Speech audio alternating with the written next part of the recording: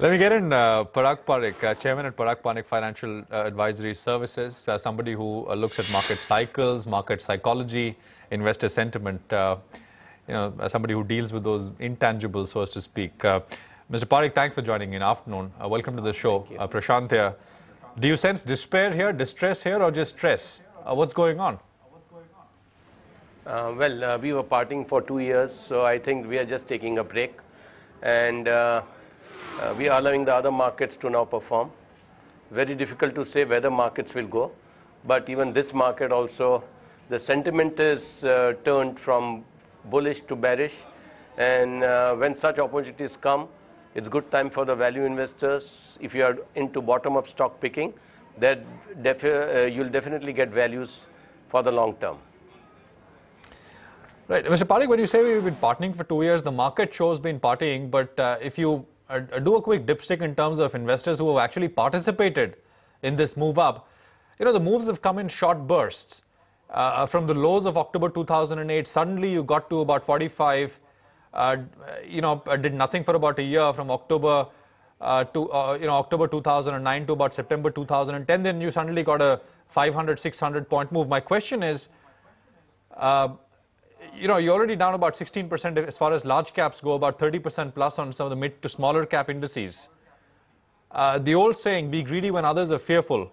Is this the time to be slightly greedy, or at least start to look at stocks? Yes, you got to be always greedy in the markets when the markets are down, and it's the most difficult thing to do, to be greedy at that point of time. As I told you, bottom-up stock picking, you choose stocks on the individual basis rather than looking at what the market is doing. If you see a lot of stocks which have fallen down, nothing wrong has happened to those stocks in the last 3 to 6 months. Only the sentiment has changed. Now, with this sort of a sentiment, who would be a courageous man? A man who would leave aside everything which is the noise of the markets, stay put or stay invested with the conviction of the stocks which he is holding. Mr. Parikh, what is the problem as you see it? We've heard about the inflation problems, we've heard about the governance issues. In your view, is it one or the other combination, or just like you said, we outperformed last year, so in this year we're just balancing out for starters? That's also one point, because nothing can go up one way. There's got to be reaction for the markets to be healthy. Secondly, if you're talking about inflation, actually stocks are the best hedge against inflation. So in an inflationary situation, I would rather be holding stocks, because when I'm holding stocks, I'm holding a business, buying a business which sells a product or a service at a profit. It has got investments made in buildings, machinery, employees, knowledgeable workers. So when inflation is going up, it becomes difficult for any other competitor to come inside the same business, because the business has a pricing power. So if you look at all these things, then I think I would be happy if the inflation is going up and I'll be into stocks. I think we are unnecessarily thinking about inflation. Oh, because of the inflation, interest rates will go up, and that's why the profits will. Well, everything adjusts over a period of time. You've got to have patience, No, we were actually, Prashant and I were having this discussion, and there is a tendency that, in high inflation times, markets don't always underperform. So I'm just wondering what's different this time around, and you're making the same argument. What's different this time around? There's nothing different. The sentiment is different. Okay. And plus what they're saying here, this is something which is known as an availability heuristic. In behavioral terms, it is where we make decisions on the recent effects and all the readily available information. Now, if you have 5 newspapers just pointing inflation is there, markets are going down. Next, the markets will go down on reflexivity. Okay. This is the way our automatic or intuitive thinking works, It's not a rational thinking. Right. That's the behavioral aspect of it, Mr. Parikh. I'm going to come back to that. In your assessment, have the fundamentals changed so much to warrant the market to trade around where it is right now? First is, we don't know whether when it was trading 6 months back, whether it was right in tune with the fundamentals.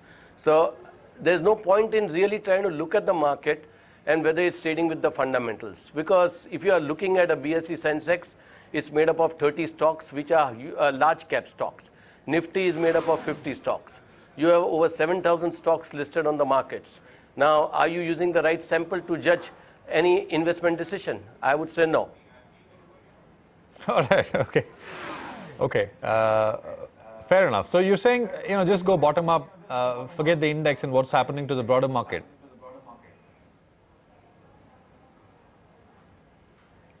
Can't have the volume. Right. I think, Prashant, I was just trying to sort of ask you what, what is the way to best strategize this market? Then just go bottom up, look at individual stocks, ignore the index at least for now? Yeah. The most simple rule is, what is stock investing? Is stock investing got to understand you are not buying a stock which will go up or go down, because nobody knows that. It's stock investing is all about buying a business which is run by a credible management, business having good characteristics, and if you are able to identify such stocks, and when the markets behave in such a way, you have such opportunities on your way. What would be the benchmarks that you would use right now then? We are in a fast changing situation, in a dynamic society. You can't be having really a benchmark.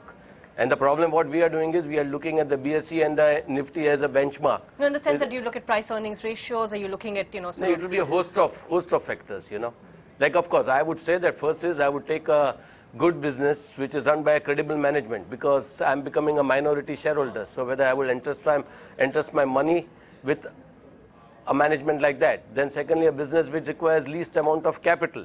Otherwise, if it is heavily debted, then the business is only there for the creditors. Then having a strong brand, a strong distribution network, a pricing power, all of these sectors which would be very important, rather than the financial figures, Let's talk about stocks, Mr. Parikh. You're saying bottom up is the way to go. What would you buy? Well, at present there is two stocks which I like, which I have been always talking about them. One is Noida Toll Bridge. It's a great business. It's a greenfield project which came out in 1997. All the expenses have been done, and now the toll bridge is ready. It's collecting toll tax. It started paying dividends. When does a company pay dividends? Is when it starts making profits. It paid a dividend of about 50 paisa per share. That was an interim dividend.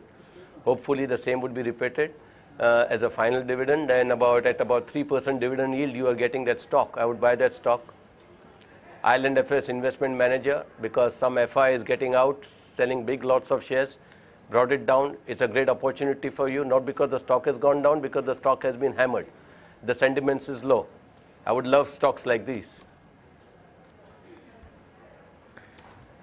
The second one you said is Island FS investment manager. Investment manager. The private equity company.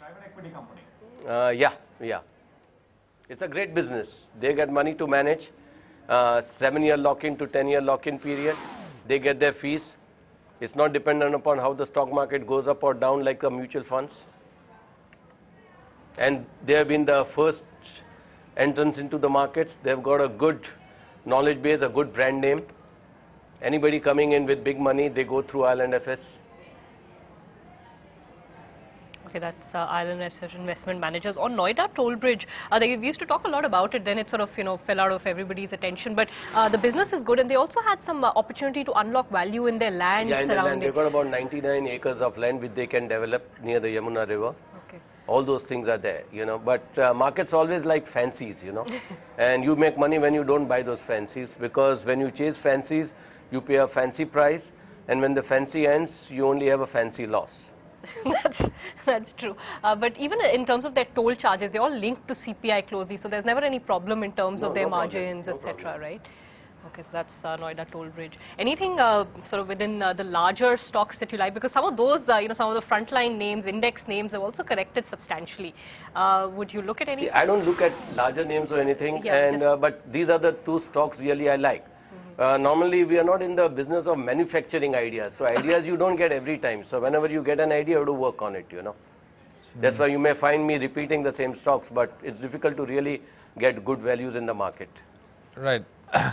Mr. Parikh, just a bit of history in your call on Noida Toll. Have you turned positive? It's been your recommendation for a long time, or you sort of after the fall to about 25, 26, you've turned you like the stock as an added bonus? I liked it at 35 also, so I love it today. Right. You know, all these things about the land they have and, you know, they've had all of it, I think, since 2005. I don't know exactly when the stock made it to the market, or when they, I think 2005, 2004 is when the bridge was inaugurated. The land's pretty much still there. You know, the talk was even then that they'd have the opportunity to develop the land, etc., etc. Is that perhaps the reason you're sort of you like the stock so much, that at some point they'd be able to monetize on it, or is it just the pure business?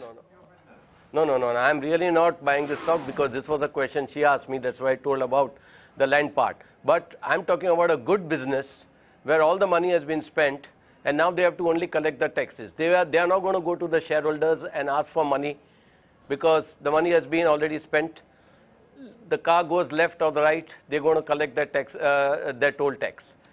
And that's a great business, what I like. And if you really go into the details, you can look up the Noida toll bridge on our website, where you can have the details, because I will not be able to finish all the details in the time allotted to me, or the time allotted for this show for you.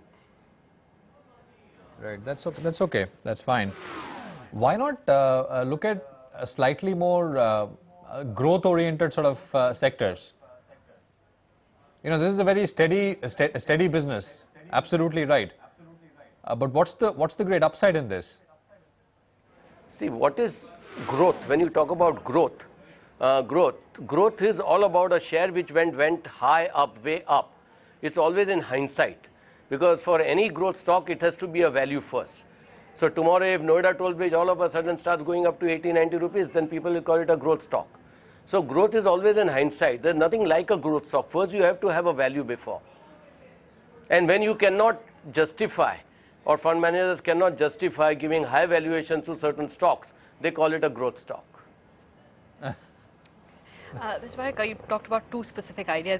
One of the things you alluded to earlier when you talked about benchmarks or ways to sort of judge good or bad stocks in this market, you talked about governance. The governance issue is actually something that's really weighing down on the market broadly as well. And that, you know, you look at small companies like, say, an Allied Digital, I'm just using it as an example. You hear the slightest rumor and the markets are really punishing. So that is becoming more and more of, in some ways, a driver on investment decisions right now? Yes. You just see in last 3-4 months, what have you been hearing? Only about scams and all. Now that does they're saying scare away the investors, because they are going to do business over here. And here they find what is happening, you know, there are no checks and balances. So it's a very important factor which is responsible for the sentiment being downgraded, you know. Especially from a retail investor. In any case, I mean, the retail investors are sort of just tippy-toeing back into the market, and now you've got this whole spectrum of scams. So the retail investor coming back into this market doesn't surprise you? Don't call it a retail investor, okay. You call it a retail punter. Because anyone who every day buys and sells is not an investor. Okay. Investors only buy and then sit down, because what is the definition of investment is they're saying, first you've got to do it from your own money. You buy a value, you sit on it, and there has to be a reasonable rate of return which is there, which I would say 15 to 18% in equity investments. Okay, but the reason I said investors is because even if you look at, say, the inflows going into mutual funds, even those have slowed down. So, I mean, then isn't there a slight negative sort of sentiment towards equities even at the investor end? People who would invest, say, through mutual funds and not just fund? Yeah, see, this is typical of the investor psychology. Investors find a stock or a mutual fund, they're saying, more risky when nobody is buying and when the prices are going down. And they find it less risky when everyone is buying it and when the prices are going up. So this is how they always lose money. The idea would be to do the opposite. All right, all about investor psychology. Thanks so much, sir. It's been a pleasure chatting with you after a while. It's Parag Parikh speaking about some ideas and also, of course, about the broader markets.